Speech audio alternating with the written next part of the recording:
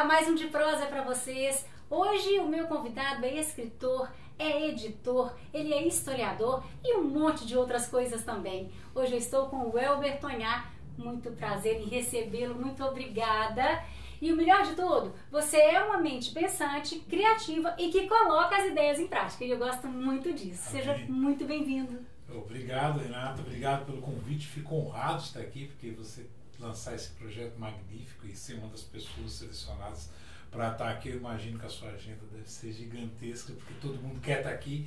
E fico muito feliz de poder estar aqui falando um pouco da minha história, da literatura na minha vida e dos projetos que a gente tenta fazer um pouco diferente. E que são muitos, né?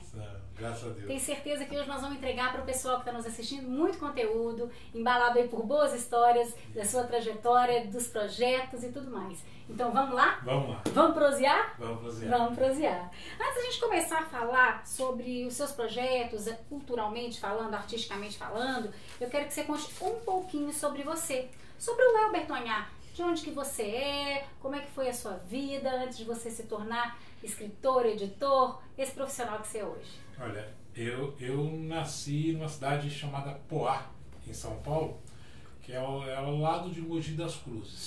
E eu fui criado boa parte da minha adolescência em Mogi das Cruzes, que depois eu mudei para lá. E lá eu comecei a pegar um gosto pela arte, já gostava de muitas coisas, na escola já fazia teatro. Fui ator de teatro profissional 19 anos da minha vida em São Paulo. Que legal. Vivi disso muito tempo. Fui fotógrafo 25 anos, que é o que pagava as coisas, a fotografia. Que antigamente a gente brinca, a fotografia era película. Ou você tinha que ter certeza do que estava ali. Entendeu? E ser bom, porque não tem como você ver, para ver, tirar de novo. Essa facilidade que nós temos hoje, né? É, tudo é tecnologia, chegou para isso, entendeu? E aí eu... Divinópolis, cidade festeira, né? Conheci Divinópolis, tudo vinha para cá, cidade de pessoas muito bonitas, uma cidade muito acolhedora. Muito acolhedora. E eu, como fotógrafo, que era a minha principal função à época, eu vi aqui uma possibilidade de ganhar muito dinheiro com a confecção. Estava naquela época do boom da confecção. Do boom da confecção. E eu montei um estúdio, comecei a trabalhar e fiz muito trabalho com fotografia. Meu estúdio até chamava o Gato Preto. Legal. Eu era ali no santuário, que na catedral, era. E aí foi muito bom. Trabalhei muito, fiz muito trabalho, E aí chegou a era digital. Sim. Aí na era digital começou assim a pipocar fotógrafo. Todo mundo comprava uma máquina e barateou o mercado. Aí não dava para ser só da fotografia. Eu já escrevia peças de teatro, já tinha um livro ou outro. E eu tenho a impressão que você nunca fez uma coisa só. Não. Que você é um cara, a gente percebe assim, muito dinâmico. Exato. É claro, né, que tem pessoas que estão muito bem tendo uma profissão, sim, tendo sucesso nela e se mantendo ali. E tá tudo certo. Ótimo, mas eu não consigo. Eu tenho que fazer muitas coisas. Eu estudei artes, estudei jornalismo, estudei história, estou estudando pedagogia. Que legal. Então eu quero sempre estar estudando, para aprender, porque eu falo para as pessoas, perguntam, nossa, mas você sabe muita coisa, né? Eu falei, não, sei nada. E o dia que eu achar que sei tudo, eu posso morrer. Eu tenho que aprender, eu quero aprender. Exatamente, entendeu? Fantástico, é isso mesmo. E aí eu fui estudar história na UENG, estudei, fiz uns trabalhos e eu me encantei pelo processo da pesquisa histórica. Saber a história das pessoas, das cidades, a formação das comunidades, do entorno da ferrovia, do entorno o Brasil cresceu em torno da ferrovia. Em torno da ferrovia, com certeza. E aí eu vi um nicho ali que todo mundo queria estudar história para dar aula. Aí todo o semestre formava 30 professores de história. E ninguém enveredava para o lado da pesquisa. Eu falei, eu vou nessa área. Você disse aqui que Divinópolis te abraçou. E realmente é uma cidade que agrega muito, que recebe muito bem as pessoas de fora. Mas, na verdade, Divinópolis não te abraçou. Porque você também já fez muito por Divinópolis. Divinópolis te adotou, não é verdade? Exatamente. Porque você é cidadão honorário divinopolitano, não é? Foi. Quando que você recebeu o título? Tem 2 anos que eu recebi do vereador Wesley. Um abraço para ele, fiquei muito feliz. Porque eu me apaixonei pela cidade. Eu não saio daqui, eu faço um ou outro trabalho fora daqui, já tive proposta até de cidade histórica para trabalhar lá, ficar lá, levar para lá, mas tinha que morar lá. Aí eu falava assim, ainda não. Certo. Entendeu? Não posso dizer nunca, né? Meu momento é aqui agora. Meu momento é aqui e adoro Divinópolis. Divinópolis é uma cidade... É uma cidade forasteira. É uma cidade. História, É verdade. Se você pegar todo mundo, você vê que tem uma raiz forte na cidade. É. Se você caminhar um pouquinho, você vai ver que... Meu avô já não é daqui. Meu pai já não é nascido em Divinópolis. Então, não foi nascido e em a Divinópolis. importância que eles colocaram na cidade. Muita. Então, é isso. A cidade é construída por agregar. forasteiros. Exatamente. É isso aí. É isso que você faz muito bem com Divinópolis. Eu gosto muito disso. Muito. Você enaltece, exalta a nossa história, seus projetos são incríveis e mostram, comprovam isso. Então, realmente, a gente agradece muito. Que você fique por aqui por muitos e muitos anos. Escolha mesmo que seja a sua opção de ficar por aqui conosco. Uma outra coisa também que eu queria contar para o pessoal que está nos assistindo é a sua cadeira na Academia de Letras Divinopolitana. Você é um imortal da academia. Fala um pouquinho pra gente. Sim, exatamente. No mesmo ano que eu recebi o título de cidadão, eu fui eleito para a Academia de Letras. Que para mim é o ápice, entendeu? Assim, eu brinco com as pessoas que o universo literário ele não é tão popular como deveria ser. A literatura não é popularizada como o futebol, por exemplo. É verdade. Então eu tenho que usar o futebol como exemplo. Certo. Então eu chego para as pessoas e falo assim, imagina um jogador de futebol chegar na seleção brasileira, imagina a emoção? É o ápice. É a emoção do escritor chegar na academia.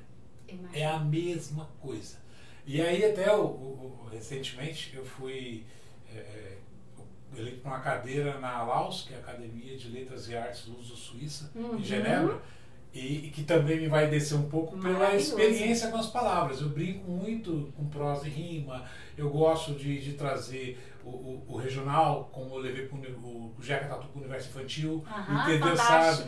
Eu gosto de trabalhar com isso porque tem muita gente boa fazendo poesia, tem muita gente boa fazendo contos, tem muita gente boa fazendo crônicas, em Divinópolis inclusive. Muita. E eu não quero ser só mais um. Eu quero ter diferencial. Um pouquinho diferente. Não melhor, mas diferente. Não, claro. Você está fazendo o seu melhor. É. Né? Isso é muito bacana. Assim, é interessantíssimo. A gente tem que fazer mesmo. E isso te diferencia. Com certeza absoluta. A cadeira 9, ela tem como patrão Guimarães Rosa. Então aí já tem outra paixão em cima dela. E está entre os 40 acadêmicos de Divinópolis, lá de pessoas assim... incríveis. Notáveis. Que você olha assim... Tá do lado ali um ex-prefeito Aristides, aí você tem um professor Lara, aí você tem um Paulo Milagre, Imaculada, você tem pessoas que tratam a palavra assim com intimidade e com uma leveza. É muito lindo. E você não é espetacular. Você tem ali uma infinidade de pura pessoas. Arte, né? Você... E um pluralismo ali dentro de ideias que você sente, às vezes na reunião você fica até acanhado, é que eu falo bastante, mas você fica até acanhado que você vê assim. O João declarar, o Augusto Fidelis, entendeu? Sabe, você pega as pessoas... Que troca, hein? Nossa! Que incrível! Não, arrepia. Só de parabéns, mas você merece a cadeira que você ocupa. Porque você é um escritor com projetos diferentes, vamos falar um pouco agora sobre os seus projetos. Sim. E que realmente enaltece muito, agrega muito para todos nós. Sim. Eu gosto de mandar um abraço para o Joaquim Medeiros, que é outro, que agora é atual presidente da academia. Ele é um barbeiro, um escritor, tem uns livros infantis lindos. Que maravilha. Vamos divulgar isso muito, né? Nós precisamos divulgar, porque as pessoas, nós, cidadãos de Divinópolis, a gente precisa de saber tudo de bom que nós temos aqui. Claro. E nós temos muito. Por isso é que eu falo que você faz um favor mesmo pra gente, trazendo esses projetos seus aí à tona e colocando isso para todo mundo, né? Acessível para todos nós. Olha só, quero que você conte pra mim e para todas as pessoas que estão nos vendo também hoje no Nossa de Prosa, qual foi o primeiro projeto que você fez, culturalmente falando, aqui em Divinópolis, depois que você se estabeleceu por aqui? Olha, nem veio a fotografia, sempre envolto às artes e tudo mais, mas... Mas aí o primeiro projeto que me deu um destaque até nacional foi o álbum de figurinhas com a história de Divinópolis. Foi a primeira cidade do Brasil a ter um álbum de figurinhas, no mesmo parâmetro da Copa, com as pessoas, fotos e histórias da cidade. Em 2016, nós lançamos o álbum de figurinha e as pessoas tinham que comprar o pacotinho fechado, abrir, encontrar a figurinha e aí foi muito legal, porque a cidade acolheu de uma forma que você via nas bancas, e eu não dava figurinha pra ninguém. Me dá figurinha, não. Não posso, gente. O custo já deve ser altíssimo disso tudo, né? Lucro não deu, nem mais valeu porque você tinha que ter um processo igual ao da Copa. Os pacotinhos, qualidade, autocolante. O pacotinho tinha que ter 5 figurinhas que não fossem iguais, a impressão tinha que ser de alta qualidade, porque tinham fotos. Por que fazer um álbum de figurinha? Eu vi ali meu filho pequeno, Alexandre, dá um abraço para ele, recém-alfabetizado, pelas figurinhas da Copa, ele sabia que time que o cara jogava, a cidade do cara, o nome do jogador, a bandeira do país. Falei, olha a quantidade de informação para educação patrimonial ali. Por que não transferir isso para ensinar a história da cidade? Grande sacada. Aí tem lá os prefeitos, com o período que foi prefeito, tem lá a história do Gravatá, do Carnaval, que tem um Oioral, com baleia. Aí tem a história da ferrovia, a história de Divinópolis mesmo, a cara do Candidez, todo mundo pensa que é índio e nunca foi, entendeu? Fantástico. Entendeu? Sabe que é também um paulista, então, o primeiro reconhecido da cidade aqui é um paulista, que veio da Guerra dos Emboabas, o Emanuel, e por ele ter a pele branca e cândida, ele tinha apelido de Candidé. Aí ele existiu, mas ele não era índio, só que ele vivia no mato, então qualquer um que vivia no mato, antigamente era índio. Mas ele tinha uma barba que nem a minha, assim, então, bandeirante, né? Que bacana, gente. Era muito legal. É muita cultura, muita coisa bacana. Isso mostra lá no álbum de figurinha. E aí foi um sucesso, graças a Deus, bem aceito, bem acolhido pela cidade. Fantástico. Foi o primeiro projeto que bombou. Que bombou. E depois, o seu outro projeto, eu estou aqui com as 4 edições já dos livros, né? Que são as histórias marcantes de Divinópolis. Sim, sim. Quem não conhece ainda, gente, esses livros precisa conhecer. Aqui o 111, 110, 109 e 108. O primeiro lançamento foi o 108, não é isso? Foi, Universidade da Cidade. Segura ele um pouquinho e conta pra gente. Que coincidiu com os 108 anos de Divinópolis. Sim, eu como pesquisador histórico, eu senti uma dificuldade muito grande em encontrar biografias plurais. Mulheres, periféricos, pessoas mais comuns. Porque a maioria das biografias registradas, guardadas e documentadas, elas são de empresários, que merecem também, de políticos, não desmerecendo eles, de políticos, empresários, pessoas bem postadas na vida, porque tinham condições de fazer isso.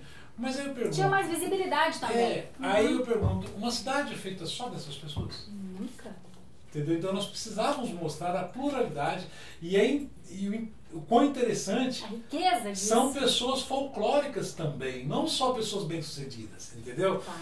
E aí eu falei, não, vou fazer um livro. Aí eu convidei pessoas para me contar a história de quem você acha que merece ter uma história, ou que já tem uma história, mas que tem ângulos que não foram contados. Foi muito interessante essa sua sacada realmente, porque você não tinha de onde puxar esses dados, se você quisesse sentar e fazer. Então você teve que pedir que as pessoas contassem histórias vividas por elas, de pessoas que elas conheciam, né? Que outras gerações conheceram, que contavam as histórias também. E isso foi magnífico, porque a aceitação também foi boa, e isso foi muito bonito. E aí eu falei, fazer um livro assim, como é que eu vou fazer? Aí veio essa cara, Divinópolis vai fazer 108 anos, vamos lançar no aniversário da cidade. Um presente. 108 histórias marcantes. Infelizmente, foi no ano da pandemia. É verdade. Aí o lançamento que ia ser no Estrela, tinha o apoio dos alunos, né? Os alunos, ia ser no Estrela, no aniversário da cidade, com toda a pompa que merecia, teve que ser cancelado. Você fez online? Aí eu fiz online o lançamento. Mas eram as condições que tinham. Era que tinha. Aí o primeiro grande lançamento foi esse ano, entendeu? No 4º livro.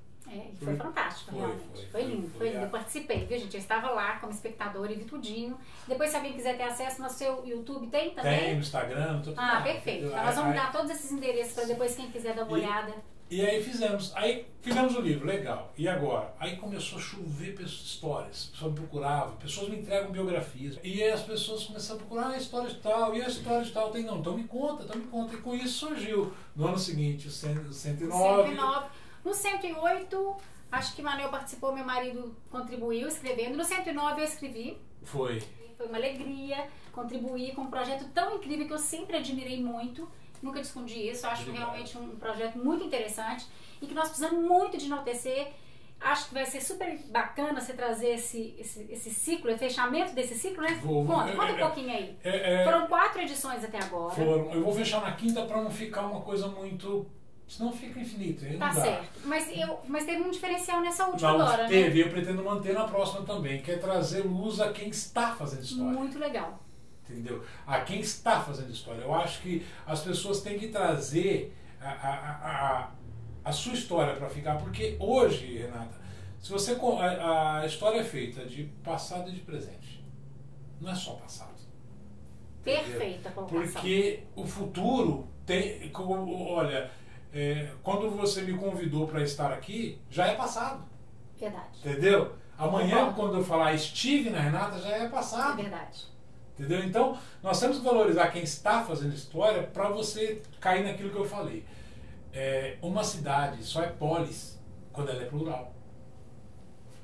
Porque a cidade vem do polis grego, que significa pluralidade. E ela só é plural. Então, mas todo mundo que está no seu livro é bom e bem sucedido? Eu falei, não. A maioria sim. Mas nós temos os folclóricos, como a Chuchu. Ah, fantástico. Gente, eu morri de medo da Chuchu. Chuchu, temos mas ela era um amor, era os cachorrinhos atrás. Darcy Engraxate, temos você pegar quem conta e quem é contado, você tem uma infinidade de biografias. E eu vou fechar o ciclo, começando agora, já estou começando a trabalhar, entendeu? Nele, e abrir aqui abertamente para todo mundo, como eu falei.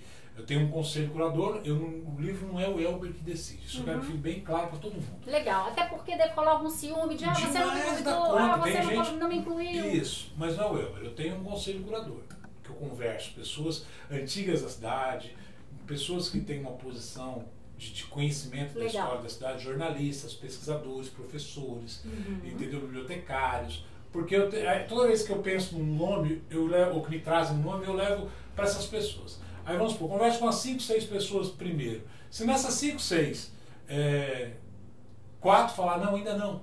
Certo. Não rola. Tudo bem. Entendeu?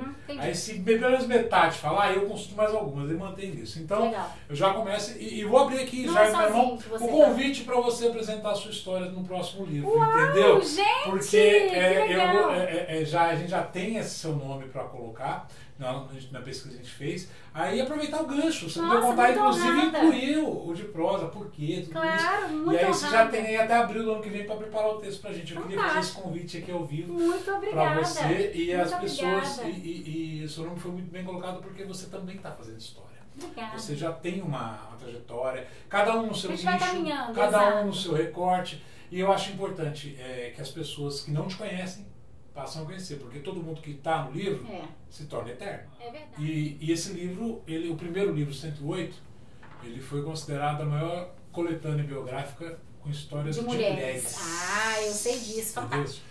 Então, por quê? Porque olha que lindo isso. Não é assim um livro com histórias de mulheres. E mulheres. não foi por querer, né? Não, porque é merecimento.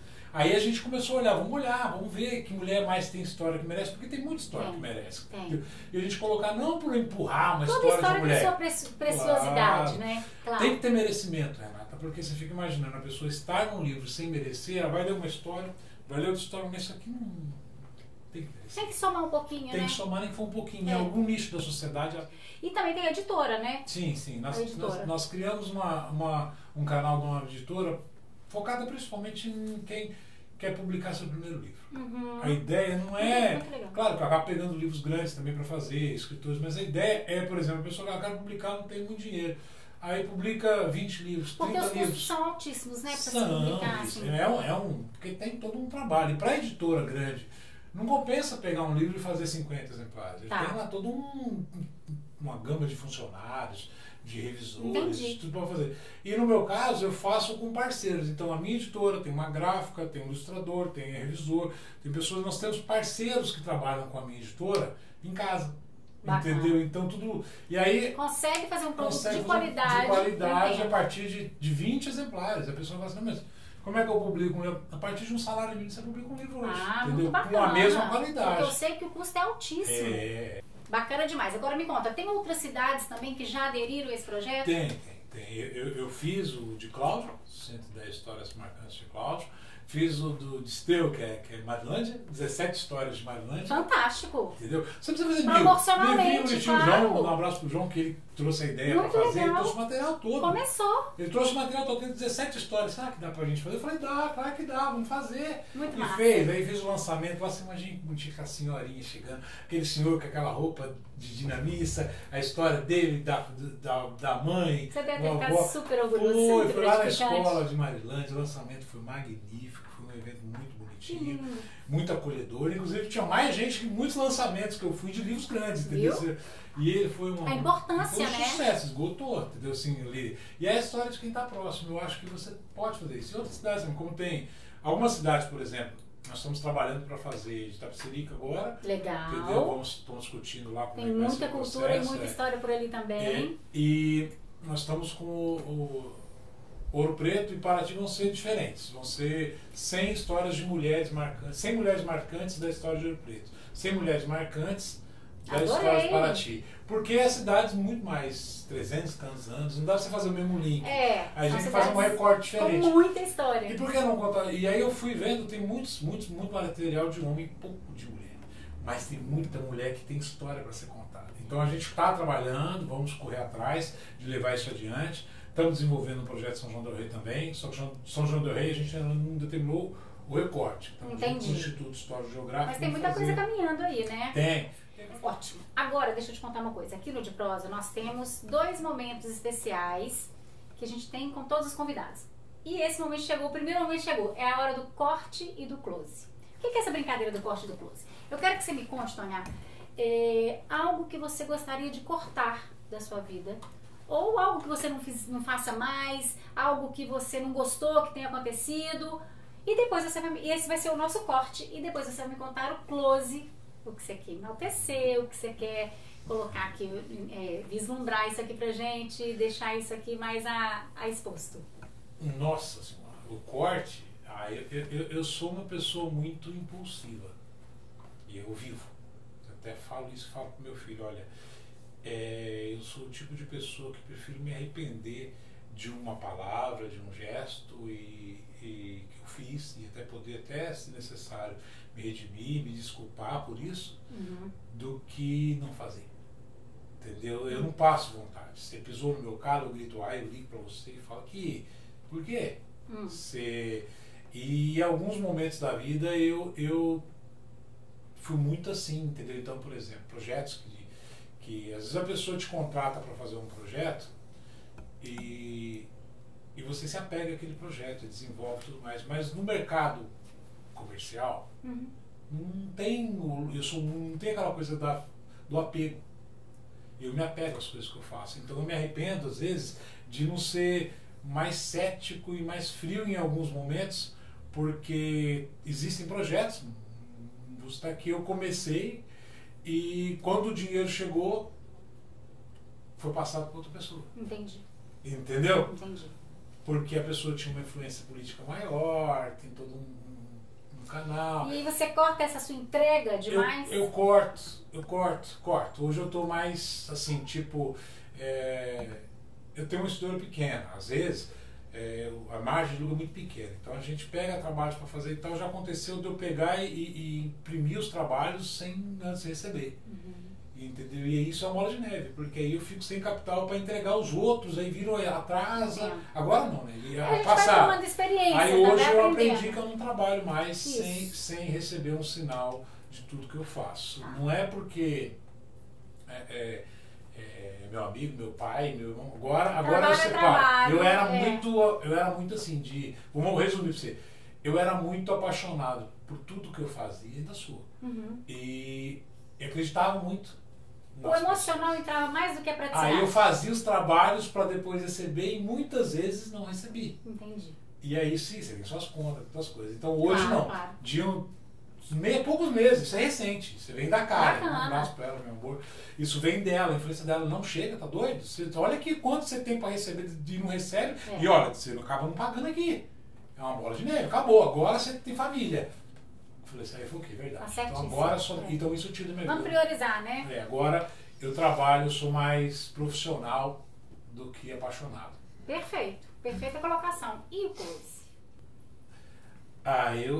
Eu sou apaixonado pelo meu filho, né? Então vamos dizer assim, isso eu sou um pai babão, briguei para ter a guarda dele, ele tem a guarda dele, você sabe, mas ele vai ver a mãe dele a hora que ele quer, precisa marcar, não tem restrição, a mãe dele presente na vida dele a hora que ela quiser, não tem essa, não é porque não temos uma vida em comum que eu vou querer usar o menino para ser, não, mas eu sou apaixonado por ele, ele é um parceiro. E ele é sua cara. Espetacular. Eu vou até pedir para nossa edição colocar uma foto aqui do Alexandre, tá, gente? Pra vocês verem do que eu tô falando, é verdade. Tá? Aí ele é um sonho, eu sempre quis ser pai. Eu sou pai, mas pai é assim, babão mesmo. Fantástico. Sabe? E quem acompanha a minha vida. Tanto que o primeiro livro infantil de Divinópolis, que depois eu vou te mandar uns presentes, que esse não tem mais para vender, ele é Divinópolis Ilustrada, a história de Divinópolis em prosa e rima, com as ilustrações e os desenhos do Alexandre quando eu tinha 7 anos. O Cine Alhambra, Que lindo. o teatro. Muito bem, Tônia. Agora conta pra gente um pouco sobre as suas obras. Eu sei que você tem várias obras, já escreveu vários livros. Conta um pouquinho, pelo menos cita o nome de cada um pra gente, assim, resumidamente, que são muitos. Eu vou focar nos... São diferentes, por exemplo. Até te trouxe aqui 2, são meus últimos 2 livros. Gente, tô ganhando muitos caso, presentes hoje. O livro Tentativa, 70 Crônicas em Prosa e Rima. Que beleza! Entendeu? Que aí e você aqui, o olha. Ricardo Elbert me desenhou, entendeu? Adorei. Aí lá tem os prêmios Orfeus da Academia, que antes de ser da Academia eu recebi 2 troféus Orfeu. Bacané. Biografia. E um livro infantil que me inseriu no universo infantil, além da história de Vinópolis, mas é um livro infantil que me abriu muitas portas Brasil afora, que é o livro Jeca Tatu Vai Acampar, que eu trouxe o Jeca Tatu para o universo infantil. Pouca gente sabe que o Jeca Tatu, quando o Monteiro Lobato criou ele era negro. Só que em 1919, 18, sabe, ainda existia um certo preconceito. Então eu traço, era preto e branco, não aparecia. E quando o Mazzaropi adotou o Jeca Tatu, todo mundo pensou, era caucasiano, que ele... Tá, mas não é, Jeca Tatu era negro. Aí quando eu escrevi o livro, eu resgatei o Jeca Tatu de como ele era. Com a chinela havaiana, cabelo black power, aquela coisa... E o Jeca Tatu, muita gente pensa, mas ele é preguiçoso. Só que ele tem um coração gigante, ele tem tudo. E eu trouxe ele para o universo infantil porque hoje os livros infantis são ótimos, não estou criticando. Mas falta um pouco daquele infantil raiz. Aquele que o pai da roça cria o filho com um pouco mais de rigidez, como eu fui criado. Um pouquinho de resgate. Aquele que não tem tanto assim, cerceamento, que nem... Então a linguagem um pouco mais da roça, inclusive toda a linguagem do livro, ela é mineira e da roça. Tá tudo sendo mineiro, mas é interiorano. Deve ser muito esse livro me levou para a Academia Luso-Suíça de... Eu vou ler, depois vou fazer uma resenha lá na coluna pra gente, tá? Sim. E ele é teatralizado. As falas são em cores separadas dos personagens. Eu percebi isso aqui agora. Para que você possa brincar olha, com brincar, por exemplo, a Aninha fala rosa, a Maria vermelho, o Jeca fala em verde, o cachorro fala em branco, o narrador é em preto, porque aí você pode teatralizar a leitura. E a ideia é sempre poder trazer, minha proposta de literatura é sempre trazer a conexão entre as pessoas. Conectar é muito importante, eu adorei. Tá bom. E esses 2, o Tentativo Jeca Tatu, também tem outros livros, como Filhos do Abandono, que é ligado a uma crítica social à sociedade paralela. Esse ainda também é esgotado, foi um dos primeiros que eu lancei. Vou lançar agora, esse mês, com a Academia de Letras, dentro de um projeto da própria Academia, que é o Mário de Andrade Sem Palavras. Entendeu? Aí depois eu falo desse livro. Tá é a primeira vez que eu falo dele. Bacana, já deu um spoilerzinho. Aí, e eu gosto de focar esses livros que eu trabalhei em questão histórica e por aí vai. São 14 livros no total. Você falou em conexão, e esse seu último projeto agora que você lançou, que nós deixamos até um pouco por último, porque para enaltecer mesmo, que é o Tabuleiro Histórico, não é isso? Sim, sim. Ele conecta muitas pessoas, né? Eu achei uma grande sacada também o fato de o avô, por exemplo, uma geração, que seja mãe mesmo, contar para o filho e mostrar para ele qual escola. Vocês vão entender do que nós estamos falando aqui, de onde você veio, cadê o seu bairro, que escola que você estudou. Fala um pouquinho sobre esse processo criativo, como é que nasceu essa ideia. O material de Divinópolis é muito rico. E eu continuo recebendo material e encontrando material novo, pesquisando. Só que você chegar para a criança hoje, com essa tecnologia avançando, celular, jogos e isso, é uma outra geração, é diferente. E falar para eles da história da cidade, eles vão olhar para tua cara e falar assim, o que eu vou ganhar com isso? E daí, né? E daí? Aí fala, então vamos tentar trazer eles, volta aquela coisa do álbum figurinha, volta isso de uma forma mais lúdica, né? Isso, o lúdico está presente na minha vida nos projetos. Aí eu via lá, Banco Imobiliário, Ludo, lembrava que brincar, o jogo da vida. E como a gente brincava? E brincou daquilo ali, o dadinho, correr as casinhas, e falou, peraí, por que eu não posso fazer um desse com a história de Divinópolis? Aí foram 2 anos de pesquisa e trabalho, um tabuleiro desenhado, aí desenhei a cidade de Divinópolis no tabuleiro. Vou abrir aqui para você Abre pra gente, vamos mostrar. O tabuleiro, a ideia é que o tabuleiro, ele é a cidade de Divinópolis. E você tem o Farião, tem a Cruz de Todos os Povos, o Hospital São João de Deus. Centro industrial, shopping, a VLI, biblioteca, o centro da cidade, Câmara Municipal, Prefeitura, as principais universidades públicas da cidade. E você vai correndo as casas para chegar, ganha quem chegar na prefeitura primeiro. A ideia é essa. Entendeu? Legal demais. E aí você põe tem todas as regras. Todas as regras jogadas. Mas o diferencial dele, além de ser, mais uma vez eu volto a falar, primeira cidade do Brasil a ter um jogo de tabuleiro. Entendeu? Assim, pioneiro também esse projeto, né? Já tem outras cidades querendo copiar, mas com calma, porque eu sou um só. Tudo isso eu desenvolvi inicialmente sozinho, Fiz tudo, desenho, toda a projeção. E também tem todo um processo de estudo, de captação de dados, que você já veio aqui com... Né, e a parte de tabuleiro, eu não conhecia muito. Eu tentei mandar um abraço pro Daniel da Portfólio, que ele é um louco de tabuleiro, mais de 200 jogos, e ele me orientou a melhorar o formato da casinha, ao traçado e tal. Ele me ajudou muito nisso também. Muito legal. Entendeu? E a ideia, parando no símbolo, só mostrar. Onde tem os dados azuis aqui, que tem o símbolo da cidade, tá vendo? Parou ali, você tem que tirar uma cartinha. Essa cartinha, vou pegar uma aleatória aqui. Ela vem com perguntas sobre a história da cidade. Aqui, por exemplo, quantos vereadores este ano Divinópolis tem? 17. 17. Ótimo. Tá vendo? Isso ensina. Aí vai aumentando a dificuldade. Que dia, mês e ano Divinópolis foi fundada, não emancipada, foi fundada. Ainda quanto território, lá atrás. Dia, mês e ano, não sei. 13 de janeiro de 767. Essa já é mais difícil. É mais difícil. Por tem todos os níveis. Todos, porque a ideia é que as pessoas peguem as cartinhas e vão lendo primeiro as cartas, para alguns conhecerem. Claro. Aí depois, na hora do jogo, vai ter a lembrança e brincar. E aqui? E aí tem as pecinhas que vão se pegando os caminhos. Que eu não quis colocar uns peãozinhos sem graça, como é feito, não. Aí eu fiz o quê? Aí eu mandei imprimir em 3D símbolos da história, da memória e do patrimônio cultural e religioso de Divinópolis. Que gracinha! Aí cada peça representa um nicho. Por exemplo, aqui, Santuário de Santo Antônio, está até escrito Divinópolis aqui em cima. Teatro Usina Gravatar, desenvolvimento, primeira usina automotor da América Latina. Locomotiva 339. Museu Histórico de Divinópolis, que é o prédio de Casarão, é o meu xodó. Trabalhei lá há 4 anos, fui o último diretor do Museu Histórico antes de fechar. Que se Deus quiser vai retornar, né? Amém. E a Capelinha do Rosário. Mas já não tem uma igreja? Não tem nada referente à cultura negra. A Capelinha do Rosário. Nosso reinado, né? Reinado. É o símbolo do reinado do povo negro da cidade, que tem essa força, esse folclore, essa cultura muito grande. Então tem que estar representada à altura. Entendeu? Então, e aí você joga 5 pessoas, cada um com uma peça e vai percorrendo. Tô doida pra brincar. Nós fizemos o teste em escolas de 5º ou 9º ano, porque tem que ler, né? Por causa das aprender a ler, do ensino médio e do EJA. Foi um sucesso nas 3. Me surpreendeu e me emocionou. Porque que bacana! A partir do momento que você porque deve ser uma delícia brincar desse cultura pro povo, o povo aprende brincando. Gosta.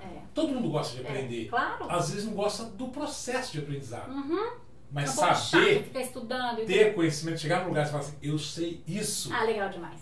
Entendeu? Aí você fala, mas é muito difícil. Tem, mas tem também quais as coisas mas da bandeira de Divinópolis. Mas isso empodera a gente, saber é um dos maiores poderes que a gente pode ter. Ensina qual o dia de aniversário da cidade, que é 1º de junho. Qual pássaro tem na bandeira da cidade? Porque realmente tem mesmo a figura de um pássaro, né? E é o quê? É uma pomba branca. Fantástico. Então eu fico muito feliz. E a hora que você vê com uma criança, por exemplo, na Emília Cogozinha, uma criança do 6º ano, quando perguntou para ela quantas cidades fazem divisa com Divinópolis.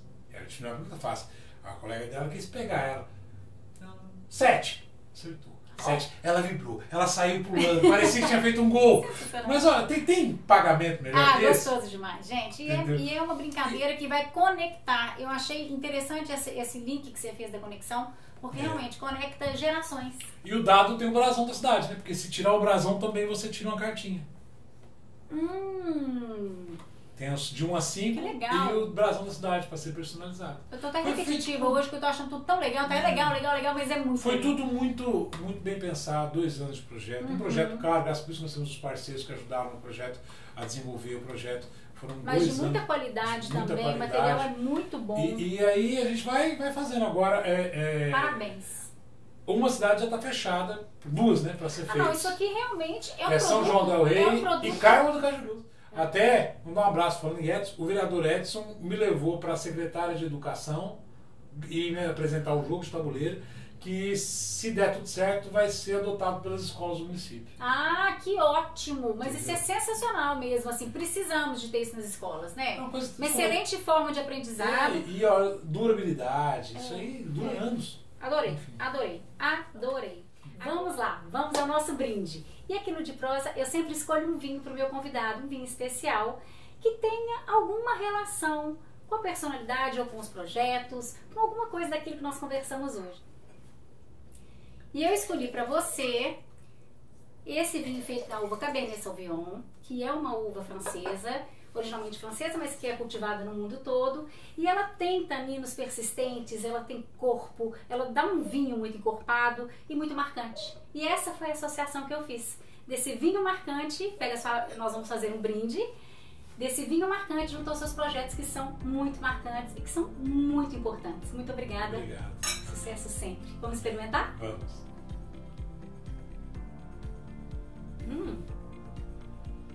Tá muito gostoso. Muito bom. Maravilha. Muito bom. Maravilha. Sucesso sempre. Obrigada. Amém. A nós todos. Obrigada. Sucesso e obrigado pela oportunidade. Coloca o seu Instagram e o seu YouTube para que as pessoas tenham acesso. O Elber Tonhá. É com W, depois você vai... Os meninos vão escrever com certeza. O Elber Tonhá. Tanto Instagram, Facebook, tudo é o Elber Tonhá. Muito obrigada por sua participação, Eu que agradeço. por sua disponibilidade, Eu por agradeço seu o carinho. compartilhamento. Muito obrigada. Obrigado pelo carinho.